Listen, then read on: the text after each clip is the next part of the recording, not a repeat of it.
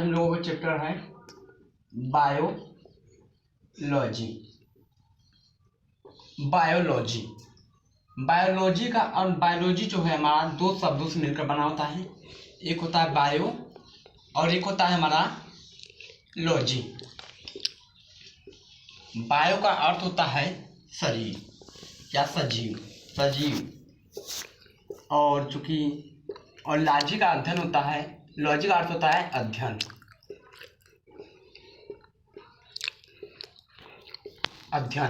इस प्रकार से हमको पता चल गया कि सजीवों का अध्ययन ही क्या कहलाता है, बायोलॉजी कहलाता है। सजीवों का अध्ययन ही क्या कहलाता है, बायोलॉजी कहलाता है।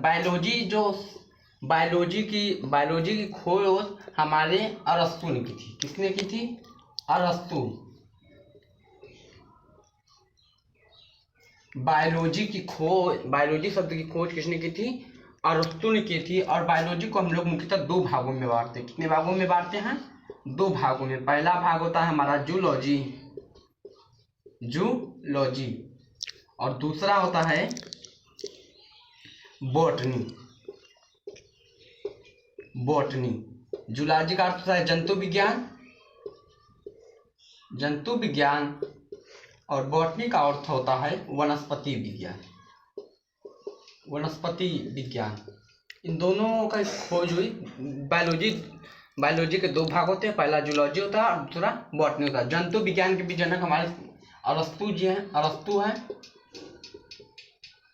और वनस्पति की खोज करता है हमारे थियोफेस्टस।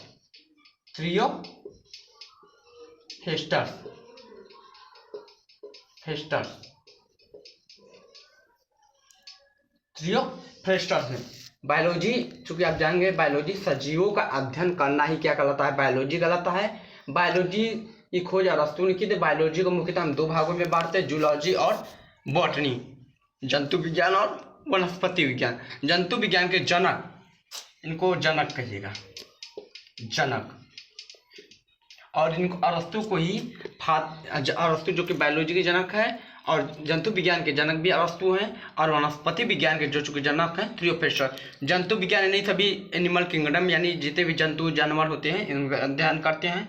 और वनस्पतियों में हम सभी जितनी भी प्रकार की वनस्पतियाँ हैं, नीम है, पीपल है, चाहे कोई भी वनस्पति हो, उसका अध्ययन वनस्पति विज्ञान में करते हैं। और बायोलॉजी में हम लोग अपने शरीर के जितने भी पार्ट्स होते हैं, नर जनन, मादा जनन, चाहे जो भी हो, शरीर के एक एक भाग के अध्ययन किसमें करते हैं? बायोलॉजी में करते हैं। ठीक है, अब हम आगे बात करेंगे। पहली बायोलॉजी में हम लोग चलते तो सबसे पहले हमारे क्या आता है? कोशिका हमारे शरीर का बहुत महत्वपूर्ण पार्ट होता है। कोशिका आप लोग जानते होंगे कोशिका क्या होता है। कोशिका हमारे सेल, जो कि हमारी जितनी भी बॉडी लैंग्वेज होती है वो किसकी बनी होती है? कोशिका की बनी होती है। चाहे आप लोग कोशिका को देखते होंगे, लोग जानते होंगे कि हमारे शरीर में एक एक चीज जो कोशिकाओं से ही अंग का निर्माण होता है। अंग का निर्माण किससे होता है? कोशिका से होता है। आइए कोशिका को जानेंगे।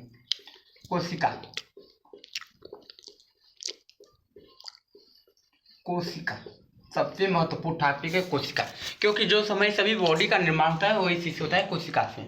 और कोशिका की मैं बात करूँ तो कोशिका सन 1665 ईस्वी में, कितने में? सन 1665 ईस्वी में मधुमक्खी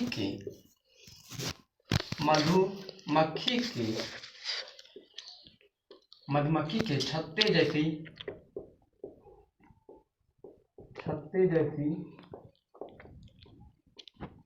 संरचना में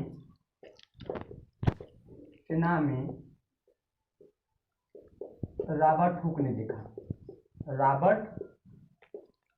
देखा।